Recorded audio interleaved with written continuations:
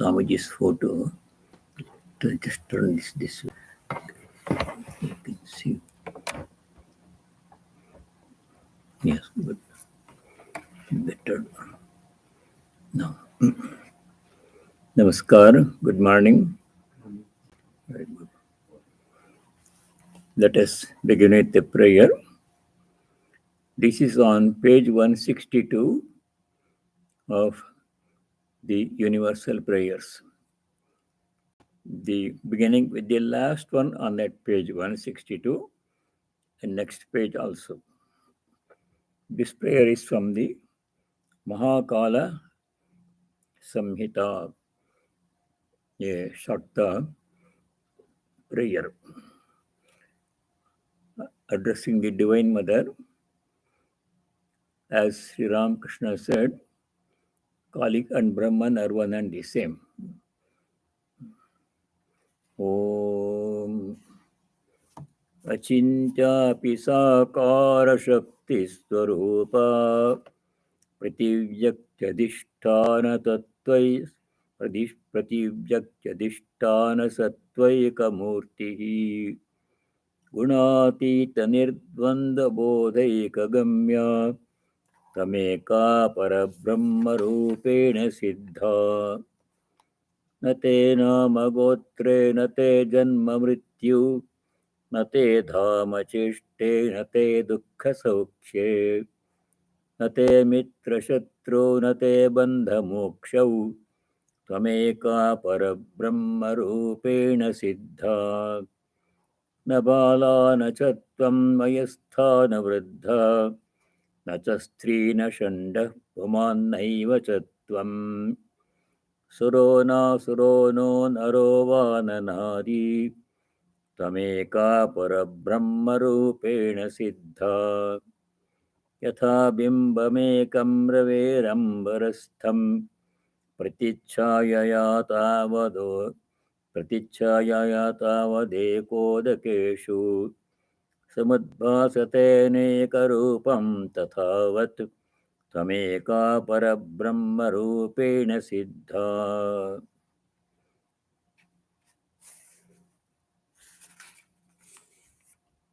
O Mother, you are beyond comprehension, yet you are the embodiment of infinite power. You are present everywhere, and your existence is visible in everything. You are beyond all attributes and duality. You are attainable through the highest knowledge alone. You are the one without a second, known as the Parabrahma Supreme. You have neither name nor lineage, neither birth nor death, neither abode nor activity. You have neither pain nor pleasure, neither friend nor enemy, neither bondage nor freedom. You are the one without a second, known as the Brahman Supreme. You are neither a girl nor a woman, young or old. You are neither masculine nor feminine, neither female nor neuter. You are neither a god nor a demon nor a human being. You are the one without a second, known as the Supreme, known as the Brahman Supreme. As the one sun, reflected in different pools of water, appears as so many different suns, so you too, O Mother, appear as many through delusion, but still you are the one without a second, known as the Brahman Supreme. What we worship as the Divine Mother is same as what Jnanis meditate on as Brahman, the attributeless, formless reality described in the Upanishads. Om Shanti Shanti Shanti.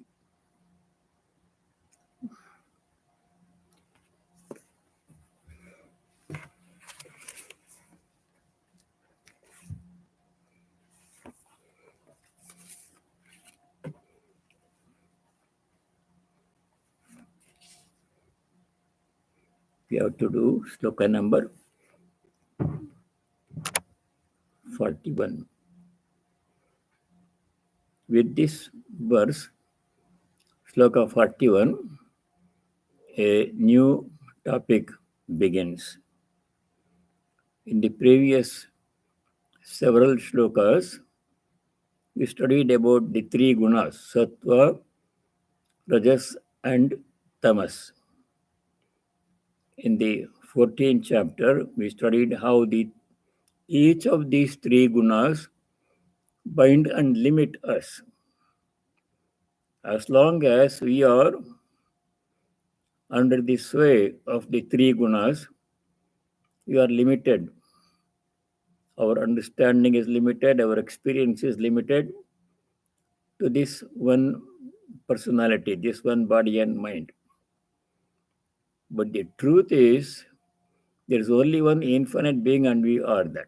There are not many at all, only one. That is what we study in the Upanishads. Though it is one, truth is one, Brahman is one without a second, still we see many, multiplicity. One appears as many. One way this is explained is, how one can appear as many is explained is, there is one sun in the sky, only one sun, but it is reflected in many different parts of water or other surfaces. So many different small suns you can see.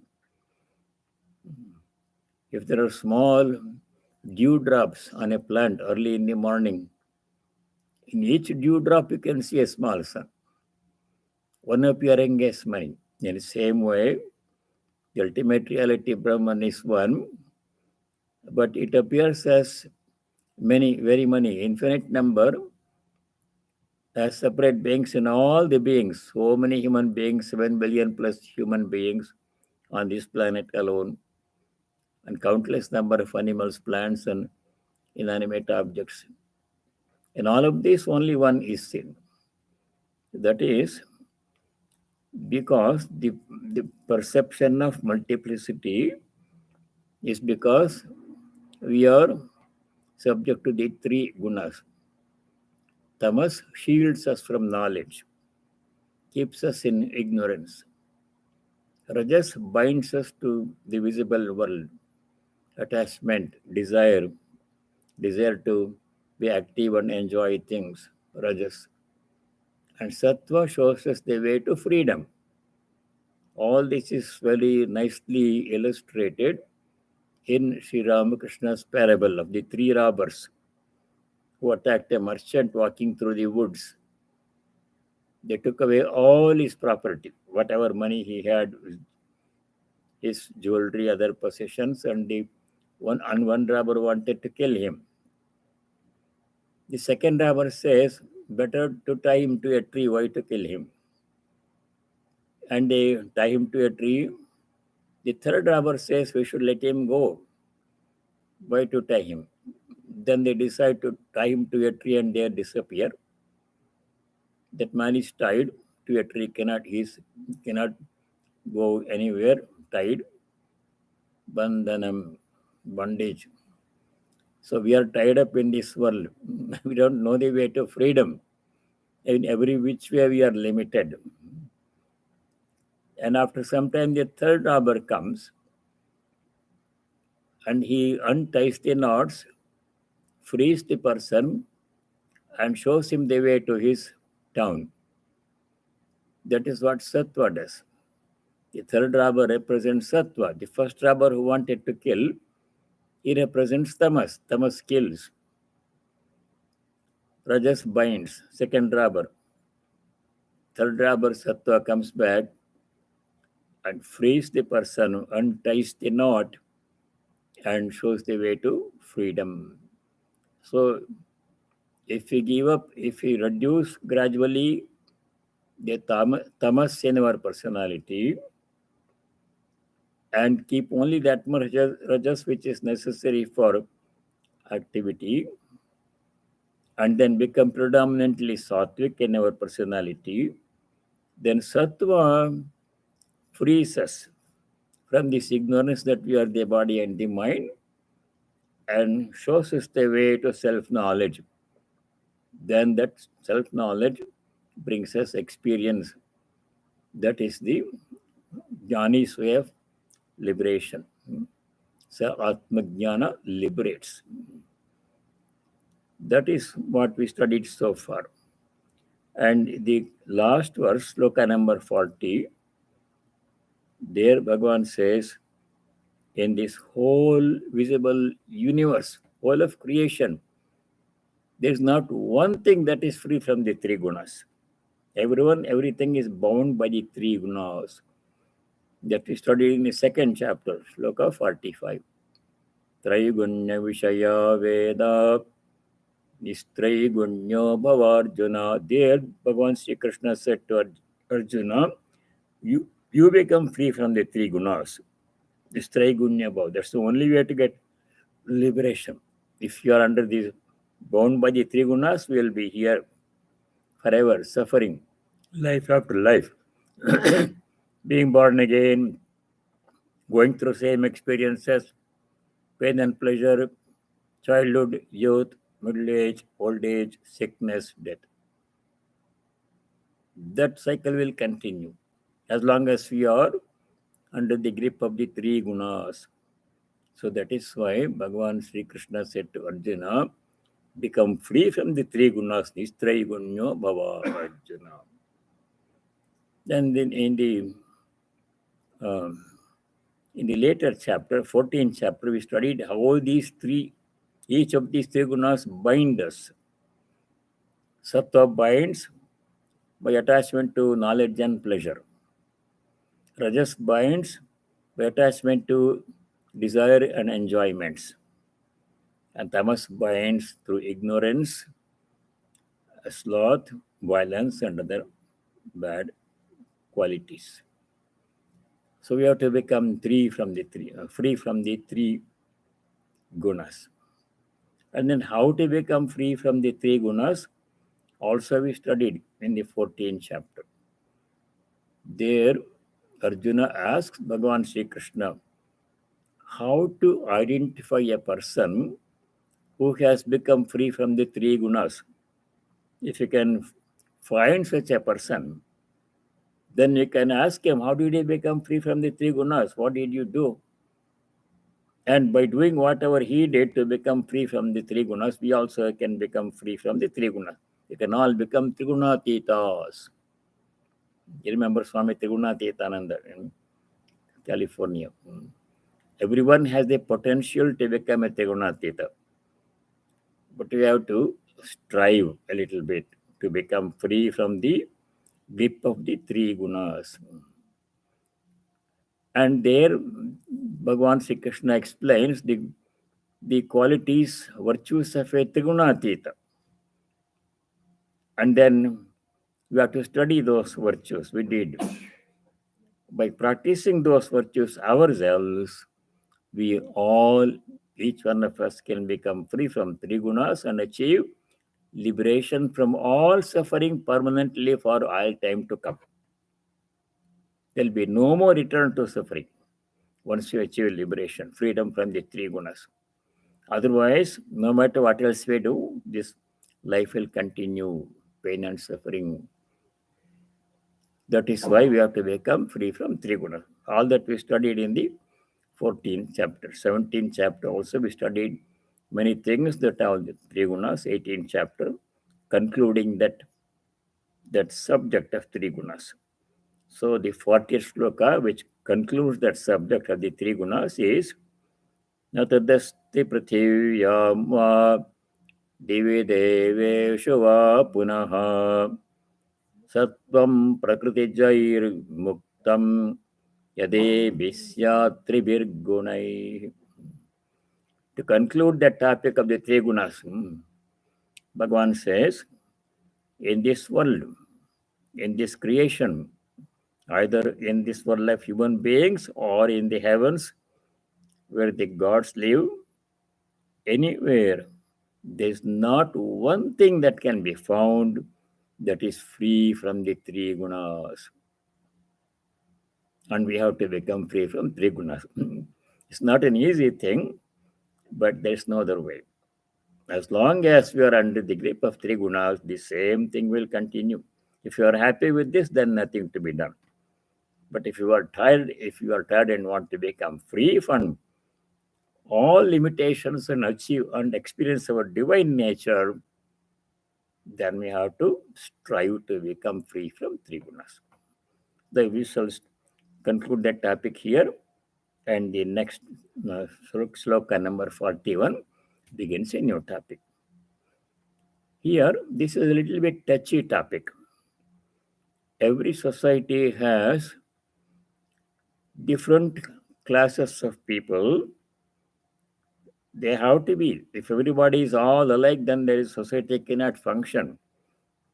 For example, if everybody is all people are engineers, then how can society function? We need clerks, we need administrators, we need people who cook, prepare food, who grow food, and supply food. Everybody is needed. Every being has a place in this world, plays a part in this world. It is like a huge jigsaw puzzle. There are jigsaw puzzles which have 1,000 different pieces. And if you have done that one, you will see every piece irregular in shape. They are not regular. Every piece is irregular in shape. Every piece has one unique place in the whole puzzle. It only fits there. And no other piece can take that place. See, that is how this world is. Every human being in the society, in all countries, in all societies, has his or her place defined that he or she has to fulfill. Nobody can do that one. Each one of us has a function and a place, and we have to play that part that is assigned to us, like a zigzag puzzle. Only one place it will fit in. No other piece will fit in its place. You are like that. So necessarily there has to be variation, differences from person to person in how they think, how they act, what they do for a living. That multiplicity is a sense of creation. Otherwise, if everybody is exactly alike clones of each other, then no society, nothing can function. That is multiplicity we have to accept and function. So that is being described in sloka number 41 and subsequent few slokas. So let us do sloka 41. Brahmana kshatriya visham shudranam cha parantapa karmani pravibhaktani sabhava parvavair gunai. See, these words, Brahmana, Kshatriya, Vaishya, Shudra, have acquired very bad connotation, very bad meaning, because of social problems that some people created. We have to overcome that one. We should divest these words of their emotional connotation and understand the real meaning. So let us see. Brahmana, Kshatriya, Visham, Shudranam cha. Parantapa or Arjuna, karmani pravibhaktani, their duties, karmani, their work, the work that they do, that they choose to do, they're all different in any society. In a society, there have to be men and women, big difference. With only men, world cannot run. With only women, world cannot run. Both are equally necessary, important. Both are important. Although women are not given equal part in many societies, they are treated less, which is a very wrong thing to do. But in nature, there is no difference. All are equal. Everybody has a place in this world. Then, among those people pursue different professions. Some have to grow food in the farm, working hard in the farms. They have to, unless they produce food, other people cannot eat any food. Everybody cannot be farmers. Some people have to process the food. Some people have to do do the construction work. Some people have to build houses and other buildings. If there are no construction workers, how can the society function? Some people have to build and maintain the roads. Some people have to maintain the electricity, water supply, utility system. They all have a place. Everybody's service is necessary for the functioning of the whole society. Some of those duties are not very pleasant. Some are glamorous. If you are a movie actor, celebrity, oh, people think such a glamorous life. They have their difficulties. You don't know. It's not easy, but it appears like that from the outside. Very glamorous life. And there are people who have to run the trains and buses and transportation workers. And there are people who do the office work. Some people who do engineering, people who design, build, and construct and maintain machines, equipment, houses, and everything. Like this, many different professions people pursue. Everybody cannot pursue the same one profession. It won't work. Diversity is there.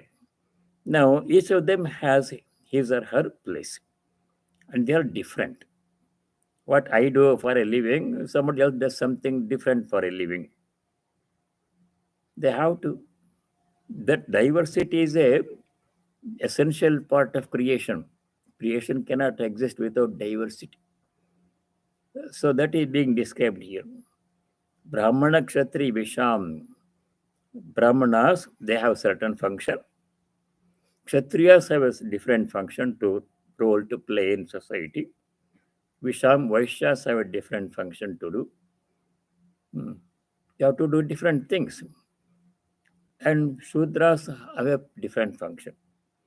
If you take away the emotional load attached to these words, then the rest of it makes sense. Over the period of many centuries, these words have acquired very bad connotation. Shudra means something very bad. Oh, I don't want to associate with him. Like that, that feeling has come. There's no basis for that feeling. If you see what the function they do in society, society cannot run without them. You'll understand why the role is important in society. Every one of these is important. Let us see. How are these functions divided? How are they divided into categories in a society? Sabhava pravibhaktani sabhava prabhavair gunaihi. Sabhava prabhavair gunaihi is translated here according to the constituents of their nature. Sabhava means nature. We all have our inherent nature. My nature is different from your nature. No two people are exactly alike in their nature. The way I think, I do things, how strong I am, how weak I am, how much knowledgeable I am, how I deal with things, my problems in my life, different from what other people. They also have, how do they deal with their problems? How do they think? How they do the same activity that I do in a different way?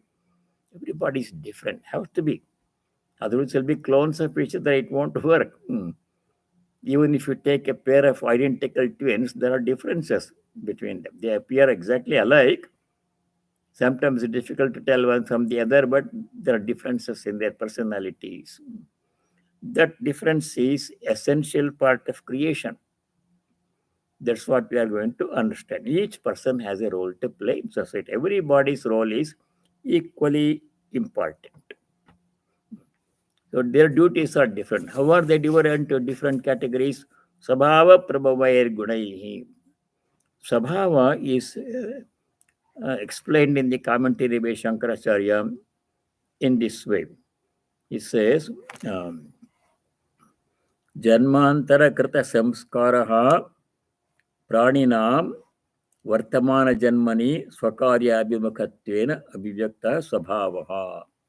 That means impressions accumulated in lives and manifested in the current lives, leading to their respective constituents, respective nature.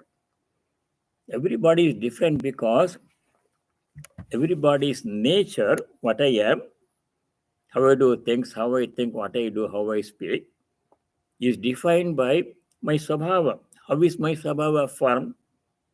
My sabhava is the result of my personality, which is formed by all my actions, thoughts, and speech, impressions gathered by them over a long period of time. Janma Janmantar, from many, not only this lifetime, previous lifetimes. That means, as you studied earlier, each one of us, the personality that each one has is different from everybody else's personality. How did I become this person? By my own thoughts and impressions. I acted in a certain way in a long series of past lives, and all those actions, thoughts, and speech left an impression. A sum total of all those impressions is what I am today. That means I have made myself what I am today by my own actions. So some time ago, I gave a Sunday lecture. You are what you think. That's not my original idea. People have established that for a century. Many people. You are what you think. What I am is what I have thought myself to be. By changing my thinking, I can change my personality. If I'm a miserable person, sick person, unhappy person now, that's what I made myself to be. But if I don't want to continue, want to become a better person, happy person, healthy person, then I have to change my thought. Thought means actions, speech, and thoughts have to change. That will gradually make me a better person. Everybody has the same potential. We can all become. And we will live it. Our destiny is like that one. We will eventually will experience our divine nature. Sooner or later, some go to a long deviation, detour, take a long time to know that they are divine. Some people do it quickly in this life, but it is in our hands. So our duties are defined by our personalities. Our personality sabhava is defined by our own past impressions. That's what the word sabhava, prakriti means. So everybody pursues a different line of work, does that work in a different way. So let us understand what the different functions are of people of different classes in any society, in every society, it's not only in India, everywhere. Same people are same categories, but they use different words, that is all. There are people who are Brahmanas in every society. In India, they're called Brahmanas. In this country, they're not called Brahmanas. Different name. People who their style is prayer, teaching, study of scriptures. They teach in churches and synagogues, and they study their scriptures. They preach people. In India, they're called Brahmanas. Here, they're called by some other name. Priest, clergy, like that one. The function is the same. Study of scriptures, practicing sattva qualities, teaching other people, guiding other people. This the same function people do here. Same function people in other countries also. So that category is necessary in every society.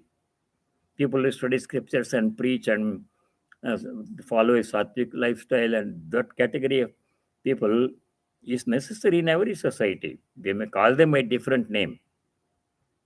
In some society, they are shown great respect. Oh, clergy has come, like that one. In some society, they are looked down upon. That is because they claim privilege. We'll come to that topic later. So, what are their qualities? The priestly class described in 42, Shloka 42. Qualities of a Brahmana. शमोदमस्तपःशौचं शान्तिरार्जवमेव च ज्ञानं विज्ञानमास्तिक्यं ब्रह्मकर्मस्वभावजम्. Brahmakarma, the duties of a Brahmana. What are the duties and qualities? How can a person can be a Brahmana? What are his special features, special qualities and functions? First of all, Shama. This has come so many times in different contexts. Shama means tranquility of the mind. Mind must be peaceful. Whatever difficulty comes in life, a person has to remain unperturbed. That quality is very important for everybody. Shama, tranquility of the mind. Second quality of a Brahmana is Dhamma. Dhamma means controlling sense organs. The five sense organs, Jnanendriyas, they all have different tendencies. Eyes want to hear something, eyes wants to see something very nice, pleasant, good or bad, does not matter. Ears want to hear something pleasant, necessary and necessary, does not matter. And tongue wants to taste something pleasant, good for health or not, does not matter, sweet. These tendencies each of the five sense organs have. Is their nature, they are made like that one. So a person who can control these tendencies and channel the five sense organs in the proper direction, such a person is a Brahmana. Control of sense organs. Third quality is tapaha, austerity. They have to do austerity of three kinds. We studied in the 17th chapter. Three kinds of austerities a person has to do if he calls himself a Brahmana. What are the three kinds of austerities? Austerities of the body, sharirang tapaha, austerity of speech, vangmayam tapaha, austerities of the mind, manasam tapaha. These are described in the 17th chapter in three shlokas, 14, 15, 16. A person who belongs to the Brahmana category must follow all these three austerities. Otherwise, he simply saying I'm Brahmana does not mean anything. Shamo, damastapa, shaucham, purity, both internal and external. That is very, very important, necessary. Shanti. Shanti means endurance, perseverance. Kshamata, shanti. Perseverance. If a person begins a project and should not give up the project, even if obstructions come, obstacles come, whatever it be, the perseverance to see every work that we begin to its logical conclusion, in spite of obstacles, that quality is necessary for everybody, but especially for this person. Shanti, endurance. Then next quality is arjavam. This has come many times before. Arjavam means uprightness, straightforward nature. Arjavam means a transparent personality. What a person thinks in his mind or her mind must be same as what that person says in speech. That must be same as what he or she does in action. Straightforwardness. Say, thinking something, saying something else to please other people, and then doing entirely something different, that is crookedness. No, absolutely forbidden for everybody, especially for a person who calls himself a Brahmana. That is arjavam, straightforwardness. Jnanam, so many qualities are there. Jnana means knowledge. Knowledge of two kinds a Brahmana has to acquire, not one kind. What are they? Paravidya, aparavidya. Both one has to acquire. Aparavidya means knowledge of the world, some subject. Social sciences, humanities, science and technology, something a person has to study. That has a place in life. It is called aparavidya or knowledge of the world. Aparavidya is acquired through the mind. Whatever subject you study, mind is the main instrument.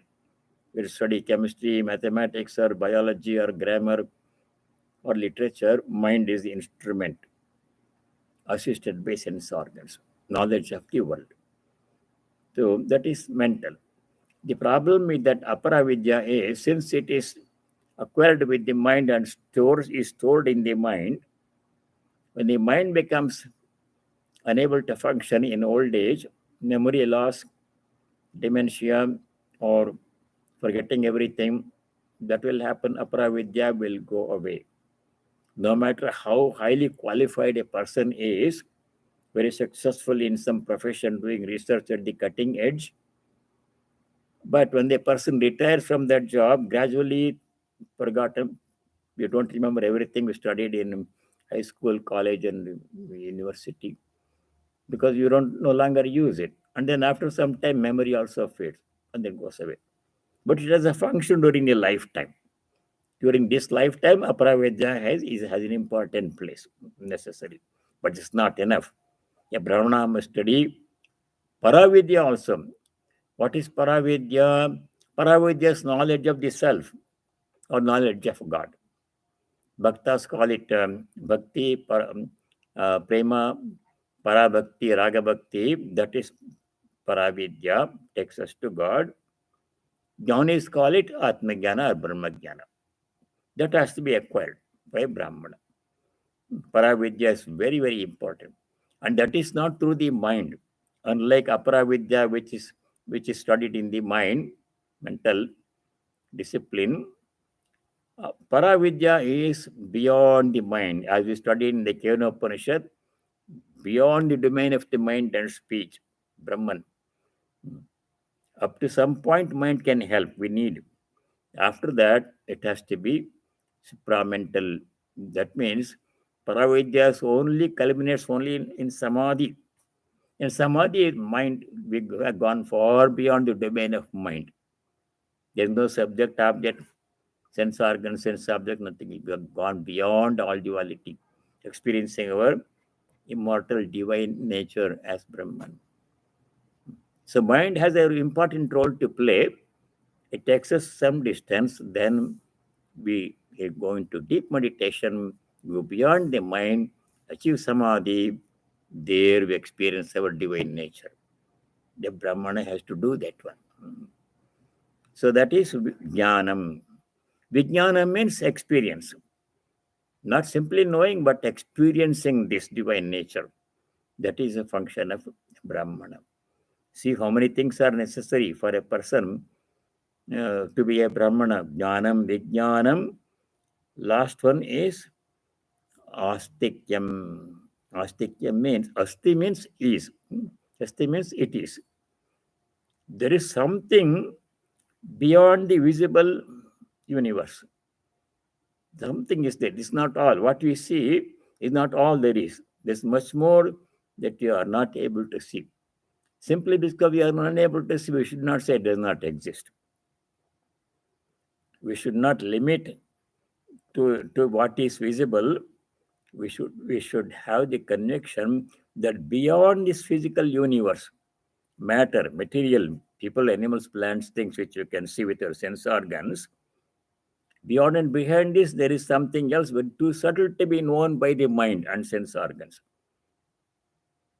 Devotees call it God, Jnanis call it Brahman. Something is there. That is what the Upanishad says. The body mind is not all. The physical universe is not all of creation. There is much more beyond the visible universe. That conviction that there is something else beyond what is seen is called astikyam. Rank materialists, they say there is nothing. What we see is what is there. Whatever you can see through sense organs and the mind, that is what is there. What is there beyond that one? They question like that one. Materialist people. But those Brahmana people, they have to have not only the conviction but experience that of the beyond. They must experience God, presence of God. Then only a person is called a Brahmana. Vijnana means experience. Astikyam, firm conviction that there is something. This is what Nachiketa said. Nachiketa story comes again and again because this is the main point there. Nachiketa, a young boy, asked Yama 3 questions. The last question was, what happens after death? Some people say there is nothing happened when the body dies, it is cremated or buried, and that is the end of it. What else is there? That's it. That's what some people believe. But some people say, Nishiketa asked this question. Some people say there is something beyond the body mind. Even when the body mind dies, something else is there. What is that? Nishiketa asked. That is studied in the 2nd chapter. 2nd chapter, sloka number 20.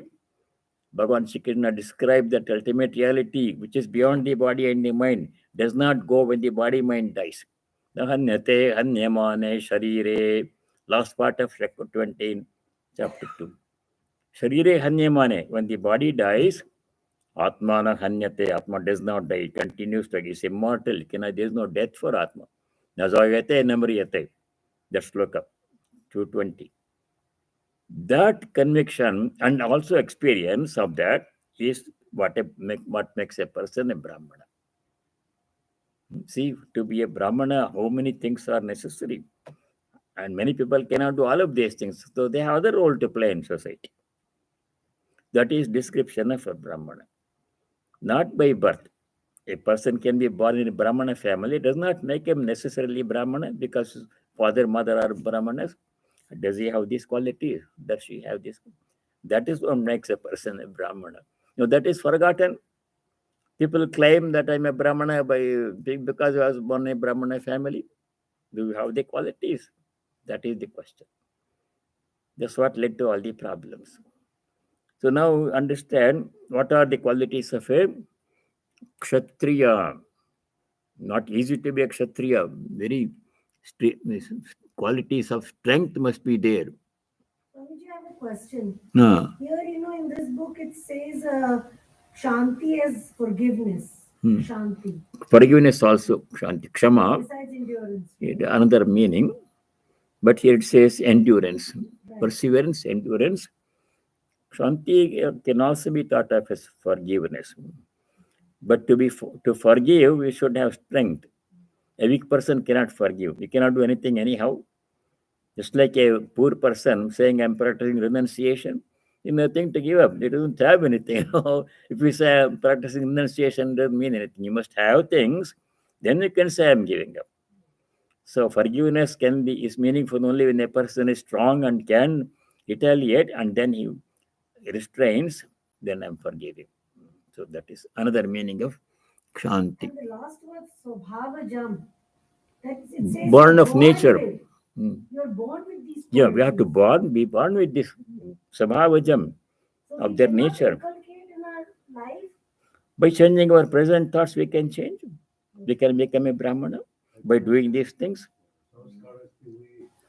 By practicing these virtues, one can become a Brahmana. I don't have all the virtues, but if you do these things diligently, then I acquire the qualities, then I can become a Brahmana. Just like a person who is not a doctor in high school, but by going to a medical school, following a doctor, emulating what a doctor, he can become a doctor.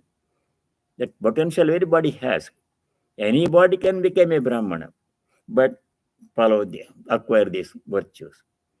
No one is excluded. So what happened? People put into pigeonholes, and you are there. You can't change. That is not. He says everybody same potential. Anyone can practice these virtues, but it requires a lot of effort. Not easy to acquire these virtues. So we go to sloka number 43. This description of Kshatriya, not easy to become a Kshatriya. Shauryam tejo dhritirdakshyam yuddhe chapyapalayanam danamishwara bhavascha kshatram karma svabhavajam. Svabhavaja, by nature, a person has to be a Kshatriya.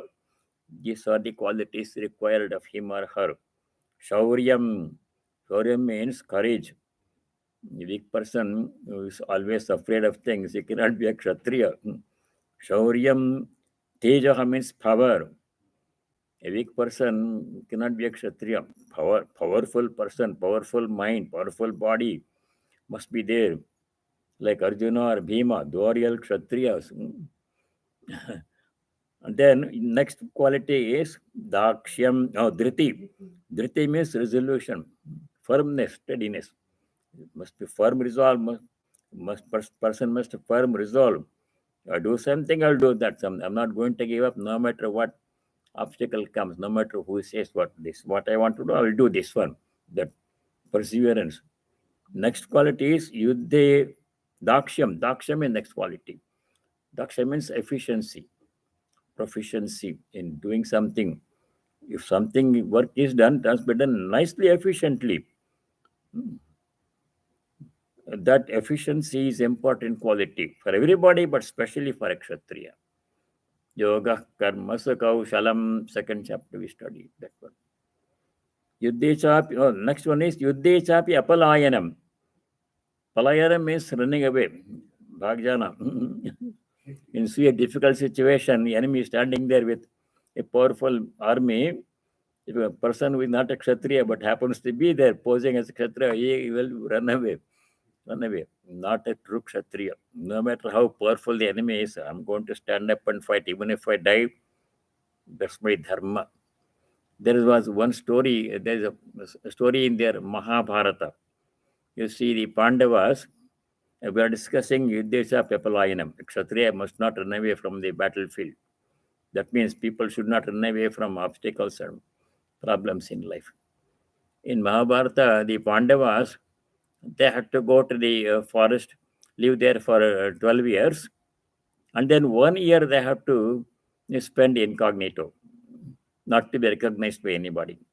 If during that year of Ajnatavasa, if they are recognized, then they have to go through the whole 12-year Vanavasa again. So during that 1 year period, the 5 Pandava brothers and Draupadi, they have to hide themselves somewhere, cannot be seen. So they went to a king, Virata. He had his own kingdom. And in Virata's kingdom, they posed different people. Bhima said, I'm a cook, I am looking for a job as a cook. And he was hired in the royal kitchen to prepare food, Bhima. So he disguised himself as a cook. And then Arjuna, he appeared, he had posed himself as a dance teacher. So I know how to teach dance, and I need a job. He told the king, and the king hired him as a dance teacher, like that one. Kulasada did somebody maintained the horses and like that one. 5 brothers found different things, jobs to do, and they hid their true identity, worked there for some time. Duryodhana got sense of this one. So how to bring them out? So Duryodhana made a plan. If I go and attack Virata, the king, then they will all come. Because they are Kshatriyas by nature, they may be preparing as something else, but they will come and fight. I'll pull them out. The identity will be revealed. So Duryodhana sent his army to Virata's kingdom. But they cannot go and fight. So what Virata had a son. His name was Uttarakumara. He was a king's son, prince, but really he didn't have the Kshatriya qualities. He was given to enjoyment and pleasures and everything. Didn't have the qualities of a Kshatriya. Born in Kshatriya family. So Uttarakumara, hey, I'm going to fight, he said. Duryodhana, he sent to the army, I'm the prince. He took his army chariot and started to go. And he needed a charioteer. So Arjuna became the charioteer. Arjuna said, I can also drive a chariot. So he was hired as a charioteer. And Arjuna poses as a charioteer. Uttarakumara takes his weapons, bow and arrow and everything, and sits in a chariot, goes to face the Kshatriyas in the battlefild. But as soon as he saw the army, Kaurava's army, he began trembling, Uttarakumara. How can I fight these people? So much powerful army is there. He started to tremble, and he drops his weapons and runs away from the chariot. Not a true Kshatriya. This Kshatriya must be Yuddhe Chapyapalayanam. You can't run away from the battlefield. You have to stand up and fight, even if the army, if the enemy is powerful, even if you die in the battlefield, that's your dharma. You have to die fighting. Cannot run away from the duty. So Uttarakumara ran away. Arjuna didn't leave. He went and chased him and brought him back. Hey, you are a prince. You are King Virata's son. You came to fight. Why are you running away? Come on, fight. So Arjuna brought him and made him. He was trembling. Uttarakumara, very comic scene in Mahabharata. So the story continues. See, quality of a Kshatriya is Yuddhe cha Pyapalayanam. Even if the enemy is very powerful, a Kshatriya will not run away. He will fight to the end. Whether I die and go to heaven or I will kill and I will enjoy the kingdom. That's Kshatriya determination, dhriti. Another quality. Then more qualities of Kshatriya. This is not all. Second line, sloka 43. Dhanam must be charitable. King must give money and other things for poor people and support them in any kingdom. One of the functions of a king to support poor people who cannot earn their own livelihood, old people, sick people, brahmanas who cannot make much money. To them, he should support by giving money, food, and other necessities. Dhanam. Ishvara bhava. Ishvara bhava means leadership qualities. Ishvara means a Lord who is the leader of the whole world, maintains whole world, creator of the whole world. Like that, lordliness. Yeah, I can lead. Ability to lead the whole country, an army. That ability, everybody cannot be leader. Some people can be executives. Some people can be vice president. Some people can be a president in a company. Everybody cannot. There's not quality to be a president. Means must lead. That lead means you have to guide people what they do, make sure that they do their function. That ability to lead, leadership quality must be there for a kshatriya. Otherwise, you cannot be a kshatriya. So, Ishvara bhava, lordliness. Kshatram karma svabhavajam. Svabhavajam means if a person has these qualities by nature, he must be. Then he is a kshatriya. Otherwise, simply being born in a kshatriya family does not make one a kshatriya, like Uttara Kumara. In the same way, we will do one more sloka. The functions of other two categories are being described here. Sloka number 44. Krishi Gaurakshya Vanijyam Vaishya Karma Svabhavajam Paricharyatmakam Karma Shudrasyapi Svabhavajam. See here in two lines, Vaishya and Shudra functions are described quickly. 44. Krishi means agriculture. Gauraksha means animals, animal husbandry. Go means cow or cattle. Rakshana, protection, taking care of them. Agriculture, animal husbandry. Vanijya means trade. Trade, selling and buying goods and commodities and services. Vanijyam, these are Vaishya Karma Sabhavajam. Sabhava, by nature, they can do all these things.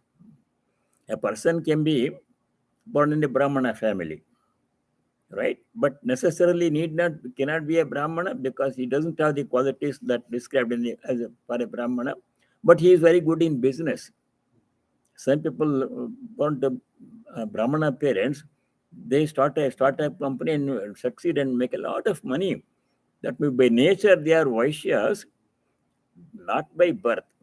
So what one does is Sabhava is what defines a person, not birth, not heredity. That's what the mistake that happened in India. By heredity, people claim, I am a Brahmana, I am a Vaishya, I am a Kshatriya, like that. But not by the qualities. This is what makes a person a Kshatriya or a Brahmana or a Vaishya. Can you succeed in business? Vanijyam.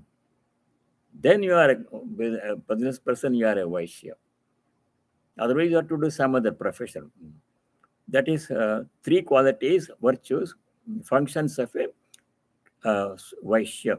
Krishi, Gauraksha, Vanijyam, Vaishya, Karma, Svabhavajam. The last line, 44. Paricharyatmakam karma shudrasyapi svabhavajam. Paricharya means service. Service activities. Without service people, society cannot run. People can come up with bright ideas and everything. They can be leaders, but somebody has to follow. Somebody has to do the day-to-day work. Their function is equally important. Paricharyatmakam karma shudrasyapi. Some people gravitate to certain service professions by nature. For example, some people want to become electricians. They go to the trade school. They don't go to do PhD. They want to become electricians. Practical. So they go to vocational school, they get training in electrician, they pursue the profession, they're very successful. If there are no electricians, then how can somebody has to do that work? Plumbers are necessary. Construction people are necessary. They are the ones who actually deliver the actual service. Other people may give ideas and leadership and everything, but someone has to really do that one. Cooks are necessary in the restaurant. Everybody cannot be the manager or owner of a restaurant. Somebody has to cook, somebody has to do the dishes. Dishwasher is necessary in a restaurant. All functions are necessary. Otherwise, society cannot function. Everything is important. But what we do, we assign relative values to these things. If you are a leader, Brahmana, then you are respectable. If you are an electrician or a plumber, you're not that much important. Without them, you can do all the Vedas and study scriptures and give lectures, but somebody has to do the plumbing. If the faucet is clogged, what is not going? My Veda does not help there. Person who can do has to be called. Yes, he will come and fix it. If you know all the Gita, Upanishad, they can't fix the leaking or a clogged faucet. You see, everybody's function is necessary. For a society to function, every person has a place, important place, and that is important. In a hospital, for example, everybody cannot be doctors. Some people go through medical school, a lot of preparation is necessary. First college degree, majoring in pre-med subjects, then MCAT, and then 4 years of medical school, USMLE steps 1, 2, and 3. They're not easy exams. And then the board exam, then residency, 3 or 4 years or 5 years or 6, 7 years. Neurosurgery, 7 years residency. Not 1 year, very difficult. It's not easy jobs. Then again, board exam, board certification. Then you are a qualified doctor. How many people can go through this? A long type of hard work, long years of hard work. But if there are only doctors in the hospital, the patient, somebody has to deliver the service. There must be nurses, and there must be nurses, aides, and technicians. The doctors will give the prescription, examine the patient, find out the problem, and this has to be done. But somebody has to do it. Somebody has to clean the patient's bed and help him and give this actual service, nursing, the delivery service to be delivered. Otherwise, only doctors cannot is not enough. They are necessary. They are important part. Everybody's part is important. That is how society runs. Every person's function, Brahmana has a part to play, Kshatriya has a part to play, Shudra has a part to play, and Vaishya has a part to play. Somebody has to join the armed forces. Kshatriyas are necessary. So it is not by heredity. A person born to a Vaishya parents are business people, but the son wants to join the armed force or daughter wants to join the armed force. Because by nature he is a Kshatriya, he gravitates towards that profession. From high school onwards, he goes college, he takes ROTC loan to finance his education. Then he has to serve the army or armed forces for 6 years or some number of years. He may continue to stay there in the armed forces. By nature, is a Kshatriya. He was born to Vaishya family or some other family, it does not matter. What he does, he or she does, that is what defines a person. We need an army, otherwise how can we defend our country? Somebody has to be in the Kshatriya profession. Like that. Everybody's place is important in society. Everybody's function is necessary for the whole society to function. Same thing in a family. One person has to go and make the money, bread and earner, money has to come. And then somebody has to cook and clean, and somebody has to take care of the maintaining the household and everything. Somebody has to do the shopping, cooking, cleaning, laundry. Everybody's function. If everybody says, I don't want to do this, I want to only that, no family can function, no society can function, world cannot function. Everybody's role is important. In a huge office building, there's one president, 4 or 5 vice presidents, then Then assistant vice president, executives and office people, clerks and janitors are there. If all the janitors go on strike, the president is there, then how do the office functions? Some typists are necessary, word processor, IT people are necessary. Everybody's role is important. So we should not say, claim privileges. I am a Kshatriya, I should be treated, given special treatment. I am a Brahmana, I study scriptures and I teach, so I should not be, you should be given special treatment. That claim of privilege is what caused the problem. There's no such thing. Everybody is equally important. Everybody's role is equally necessary, essential for the whole creation to function. In the nature also, if only people are there without animals, how can we live? People cannot live. If only people, animals, or if plants are not there, how can people live? Essential. Everything has a place in creation. Everything is important. If you understand that, then this caste system problem will not be there. Sri Ramakrishna came up with a unique solution. Caste system problem can be solved if we have devotion to God. Devotees are a class by themselves. By birth, they may be anything. But if you're devoted to God, you become a devotee, then you're a class by yourself. There's no distinction among devotees. Same thing about monks. When a person takes monastic vows, his earlier pre-monastic life is not considered. He may have been an engineer before becoming a Swami. Some people may have been MDs or Swamis. And some people are officers. Some people didn't go to college at all. They are Swamis. Does not matter. Now he's a Swami. He has taken new profession. He has to be a true Swami. No matter what he or she was before, he has to be a Swami. Swamis have certain functions to do, certain disciplines to follow. They have to do that. Then only a person is a Swami. Like that, everybody's place is important. So let us stop here. We did 44. Now, in the next 45, 46, very important shlokas will come. All of these people, whether somebody is a Brahmana, Kshatriya, Vaishya, or Shudra, does not matter what a person is, all of them can realize God. One does not have to become a Brahmana to realize God. A Kshatriya can realize a God. A Shudra can realize God. Vaishya can realize God. Everybody has his own path to God realize. One does not have only Brahmana can say, only I can realize God, become a Brahmana. You're Vaishya, you cannot see a Brahmana. You cannot see God. No, that's not.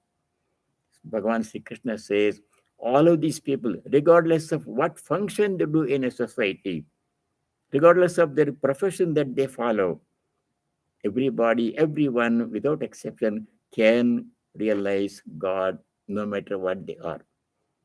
Before I conclude, I want to refer to you one chapter by Swami Vivekananda. The next two slokas, 45, 46, to understand that, as a preparation, please read this lecture. Each is great in its own place in Karma Yoga book, Swamiji's. There are 8 chapters in Swamiji's Karma Yoga book. One chapter is called Each is Great in His Own Place. That's what Bhagavan Sri Krishna says in the next 2 slokas. Everyone is great. So let us stop here and say the closing prayer. Om Sarve Bhavantu Sukhinah, Sarve Santu Niramayah, Sarve Bhadrani Pashyantu, Ma Kaschid Dukkha Bhag Bhavet. Om Shanti Shanti Shanti. Om, may all be happy. May all be free from suffering of all kinds. May all realize and practice what is noble, dharmic, and auspicious. May no one go through any kind of suffering in their life. Om, peace. May there be peace and joy in our hearts. Adhyatmika Shanti. May there be peace and harmony amongst all beings. Adi Bhautika Shanti. And may there be peace everywhere in nature. Adi Daivika Shanti. Harihi Om Tat Sat. Sarvam Shri Ram Krishna Arpanamastu. Thank you all. If you stay well, And God willing, we shall continue our study next week.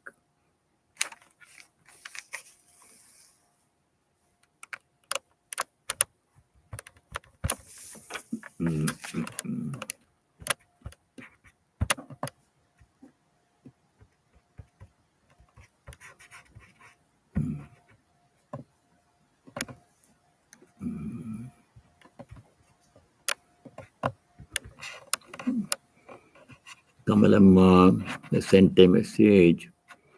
Murti Garu, Pradeep Da has sent a message.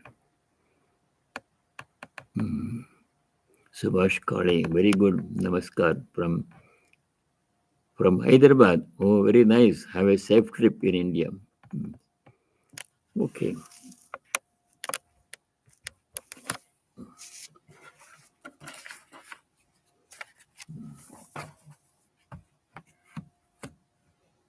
This caste system, it's worst among us Hindus.